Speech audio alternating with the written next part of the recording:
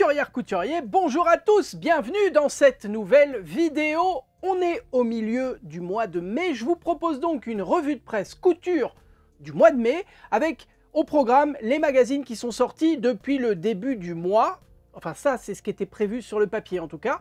Donc les magazines qui sont sortis depuis le début du mois et on va voir ensemble tous les modèles, toutes les tailles associées, les explications, les planches de patron, on vérifie tout ça, on vérifie si ça correspond à votre niveau de couture. Comme ça, si vous flashez sur un modèle, vous savez immédiatement si vous allez y arriver et vous savez immédiatement où aller le chercher, dans quel magazine. Et donc, comme je vous disais, c'est censé être des magazines qui sont sortis depuis le mois de mai, des magazines que je n'avais pas trouvés lors de ma revue de presse qui est sortie autour du 1er mai. Il se trouve que je devais vous présenter 5 magazines et au final il n'y en aura que 4 puisque j'ai acheté celui-ci et sur le coup il me disait quelque chose mais à chaque fois que j'achète des magazines je vérifie que je ne les ai pas déjà utilisés évidemment. Le problème de ces magazines c'est qu'il n'y a pas de date de parution, on a une thématique générale qui là est la mode tout au long de la saison. Je me dis ça a l'air d'aller, c'est une petite robe assez légère, bon on est dans la bonne période. Au final, ce magazine, je l'ai déjà passé au mois de mars. Donc moi, quand je remonte un petit peu, je remonte sur un mois et demi. Là, ça faisait un peu trop.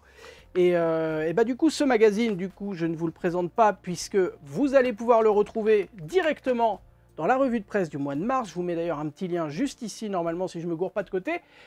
Et on va donc passer en revue 4 autres magazines qui, je l'espère, ceux-là n'ont pas déjà été passés en revue. J'ai un doute sur l'un d'eux, si vous le reconnaissez, si vous l'avez déjà acheté il y a 3 mois, si vous l'avez déjà acheté il y a 3 ans, mettez-moi un petit commentaire. Mais j'espère que ce ne sera pas le cas. Allez, on y va.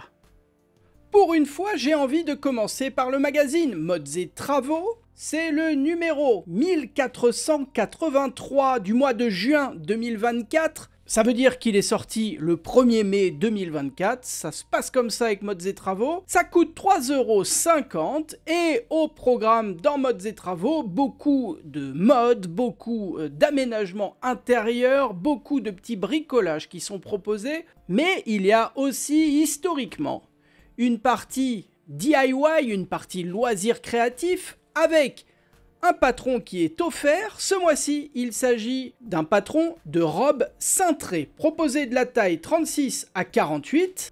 Si vous êtes abonné au magazine ou en supplément, vous pouvez également vous offrir le patron de cette combi cache-cœur. Et enfin, il y a d'autres petits projets couture comme un top en dentelle que vous allez faire sans patron. Il y a un petit peu de crochet avec une robe à crocheter. Alors, commencez maintenant, hein, parce qu'il y a 25 heures de crochetage, j'imagine, quand vous savez déjà un peu crocheter, donc ça risque d'être très long, vous risquez d'être just pour l'été. Il y a un petit peu de customisation avec la proposition de customiser un bob avec des perles. Parce que pourquoi pas. Il y a un petit peu de broderie également avec une guirlande de fanion que vous allez pouvoir broder. Au centre du magazine, on va retrouver la planche de patron qui est l'une des plus simples de cette revue de presse pour la simple et bonne raison qu'il n'y a qu'un seul modèle. Les pièces ne s'entrechoquent pas. On arrive à peu près à suivre chacun des tracés, donc c'est très cool. Par contre, les marges de couture ne sont pas incluses, il faudra les rajouter. Au niveau des explications, elles sont assez simplistes, hein, assez rapides. Elles sont directement imprimées sur la planche de patron et il n'y a pas de petit schéma, il n'y a pas de vidéo explicative, c'est juste du texte. Et à la fin du magazine, tout ce qu'on adore finalement dans les magazines, c'est-à-dire un horoscope, des mots croisés, bref. Si vous flashez sur le modèle de la petite robe qui est proposée, eh bien n'hésitez pas, ça vous fait un patron à 3,50 € avec pas mal de lecture. On enchaîne avec le magazine Elena Couture. Ça coûte 7,99 € et la promesse c'est easy, féminine et chic. Au programme, 33 modèles pour femmes. Proposés de la taille 38 à 46 ou de la taille 40 à la taille 48. Des modèles uniquement féminins, des modèles uniquement adultes aussi. Et nous allons donc retrouver des pantalons, des jupes, des robes, des vestes, des hauts, des blouses, dans un style un peu rétro, je trouve. On n'est pas sur quelque chose d'extrêmement moderne. c'est pas démodé non plus, mais c'est un entre-deux, je dirais. Quelque chose de fin de printemps, début d'été pour la plupart des vêtements qui sont proposés. C'est-à-dire, il faut vraiment coudre et porter ces vêtements maintenant ou attendre le début de l'automne parce que pour l'été, ce sera peut-être un tout petit peu trop habillé pour la plupart des modèles. Et pour l'hiver, évidemment, ce sera trop froid. Au centre du magazine, on va retrouver la planche de patron qui est un peu embouteillée par endroits. Il y a des lignes qui se télescopent un peu dans tous les sens, mais ça reste assez lisible, j'ai l'impression. Le magazine fait le choix d'utiliser différents types de lignes, c'est-à-dire nous avons des lignes pleines, des pointillés, mais également des petites croix et des petits ronds selon la taille que vous allez choisir de recopier. Et pour le coup, ça permet, j'ai l'impression, de mieux distinguer la ligne à recopier. Les marges de couture ne sont pas incluses, les explications sont uniquement en texte. Elles ont l'air assez précises, on est quand même assez accompagné, ça reste compréhensible même si vous n'avez pas un niveau de couture exceptionnel. Et chose étrange, il n'y a pas de niveau de couture, ou en tout cas moi je n'ai pas trouvé le niveau de couture des différents modèles, et c'est un peu ennuyeux quoi, parce qu'on a des choses assez simples à réaliser, certaines robes sont pas compliquées du tout par exemple, et d'autres beaucoup plus techniques. Il y a une espèce de petite chemise notamment qui à mon avis va vous donner du fil à retordre si vous n'en avez jamais cousu avant, et c'est dommage de pas signaler ces choses là, signaler que tel modèle va être un peu plus compliqué à faire que tel autre. Ça permet de pas se lancer dans quelque chose dont on ne maîtrise pas forcément toutes les techniques. Donc voilà pour le magazine Elena Couture.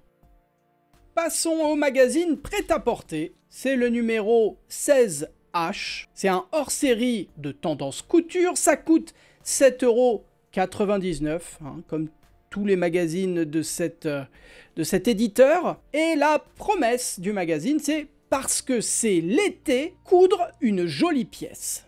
Au programme, 35 modèles pour femmes, uniquement pour femmes, proposés dans la très grande majorité des cas de la taille S à la taille double XL. Certains modèles sont un tout petit peu moins étendus et ne vont que jusqu'au simple XL. Et là, on est surtout sur des petites choses assez basiques, sans doute assez simples et rapides à coudre, qui du coup vont être idéales pour la saison estivale qui pointe le bout de son nez. On a donc des blouses, des tops, des petites vestes légères, des shorts, des jupes, des robes, bref, de quoi être relooké pour cet été et surtout être à l'aise.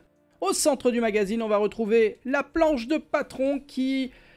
c'est un peu la même formule pour le coup que Elena Couture, qui dit même éditeur, dit même méthode de fabrique pour le coup. Donc, une planche de patron toujours en deux couleurs. Cette fois, c'est en bleu et noir, toujours des lignes avec des traits pleins ou des pointillés ou des petits ronds ou des petites croix, voire même maintenant des petits astérisques, des marges de couture qui ne sont malheureusement toujours pas incluses, il faudra les rajouter au moment de la découpe de votre tissu, et un niveau de difficulté qui, cette fois-ci, est indiqué avec des petites bobines de fil. Une bobine, c'est facile, 2 bobines, c'est moyen, 3 bobines, c'est compliqué. Les explications uniquement en texte, pareil, on est plutôt accompagné. Les explications sont moins aérées que pour Elena Couture, c'est-à-dire vous avez vraiment des gros blocs de texte qu'il va falloir comprendre. Là, encore une fois, si vous n'avez pas un niveau de couture exceptionnel, que vous avez des petits doutes sur certaines techniques, je vous conseille très sérieusement, avant même de décalquer votre patron, d'acheter votre tissu et vos fournitures, de lire complètement les explications. Rassurez-vous, c'est pas extrêmement long, et de vérifier que vous pigiez bien chacune des étapes pour pas vous retrouver bloqué en cours de route. Voilà pour le magazine prêt-à-porter.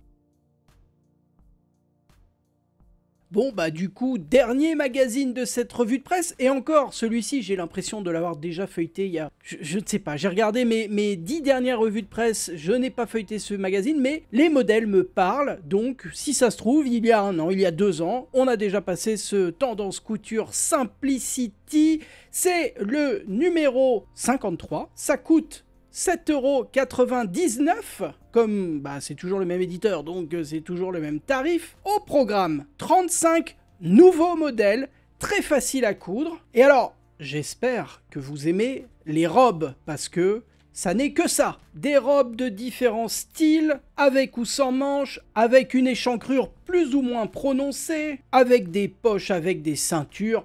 Bref, vous avez l'embarras du choix, à condition évidemment de mettre des robes. Au niveau des tailles, c'est un peu la foire, hein. Certains modèles vont du 38 au 42, d'autres du 46 au 50, d'autres du 42 au 46, d'autres sont proposés dans les tailles 38-40, 42-44, 46-48. Bon bref, vous l'avez compris, je vous conseille de très sérieusement faire attention au modèle que vous choisirez dans ce magazine, vérifiez que la taille correspond à votre morphologie, évidemment, avant de vous lancer. Au centre du magazine, on va retrouver la planche de patron qui est un petit peu tendax, hein, pour le coup. C'est le même éditeur, mais visiblement, cette fois-ci, il a fait un peu moins d'efforts. J'ai l'impression que c'est plus difficile de distinguer les différentes pièces dont vous aurez besoin pour chacun des modèles. Ça s'entrechoque beaucoup. Encore une fois, l'éditeur utilise deux couleurs, rose et noir, mais c'est compliqué par endroit de distinguer ce qui se passe. Par contre, gros point positif au niveau des explications. Puisque les explications sont en texte, ça on a l'habitude, mais il y a également des petits schémas qui... Alors ils sont tout petits, hein, on va pas se mentir, j'espère que vous avez une bonne vue. Les petits schémas sont vraiment petits, mais au moins on distingue ce qu'il faut faire. Ça nous donne en fait un support en plus du texte pour comprendre la marche à suivre. S'il y a un terme de couture que vous ne pigez pas, vous pouvez regarder le petit schéma qui est juste au-dessus ou juste en dessous et essayer de deviner ce qu'il faut faire. Voilà, on a au moins un support visuel autre que le texte. Et ça fait bien plaisir et les explications sont avec des images et des textes pour chacun des modèles. Donc un très gros point positif là-dessus. Si vous arrivez à décalquer le patron, et bah après ce sera une partie de plaisir. Merci à toutes et tous d'avoir suivi cette vidéo jusqu'au bout. Vous le savez, si vous arrivez au bout de mes vidéos, je propose maintenant un mot mystère, un mot de couture qu'on se partage dans les commentaires de cette vidéo. Et bah, ça a deux intérêts. Pour vous, ça vous permet de découvrir ou de redécouvrir du vocabulaire de couture. Moi, ça me permet de voir les personnes qui vont effectivement au bout des vidéos. Et j'ai changé un tout petit peu les règles du jeu. Vous l'avez vu, j'aime bien les mots croisés. Je vais donc vous donner une définition de mots croisés et ce sera à vous de découvrir le mot mystère et donc de l'inscrire dans les commentaires. Le mot mystère de cette vidéo est en 9 lettres et sa définition est bande de tissu garnie d'une cordelette qu'on insère dans une couture pour la renforcer ou la décorer. Si vous avez trouvé le mot mystère, vous l'inscrivez juste en dessous de moi dans les commentaires de cette vidéo. Si cette dernière vous a plu, n'hésitez pas à me le dire en laissant un petit commentaire, un pouce en l'air et surtout en vous abonnant à cette chaîne YouTube. C'est le gros rectangle rouge en dessous de moi où il y a marqué abonnement. Il suffit de cliquer, c'est gratuit. Vous pouvez également soutenir mon travail, soutenir cette chaîne YouTube en donnant un petit peu d'argent via YouTube. C'est le bouton à côté, le bouton rejoindre. Si vous êtes sur mobile, le bouton s'appelle merci. Merci beaucoup si vous pouvez, ça soutient la chaîne, hein, comme je vous l'ai dit. Et ça me permet d'acheter comme ça tous les magazines, parfois en 2 exemplaires, parce que sait-on jamais finalement. Je vais peut-être penser à un système qui me permettra de retrouver plus facilement les magazines que j'ai déjà utilisés. Comme ça m'évitera d'acheter tout et n'importe quoi plusieurs fois de suite. Bref, moi je vous dis à vendredi pour une nouvelle vidéo. D'ici là, prenez soin de vous, bonne couture, bye bye.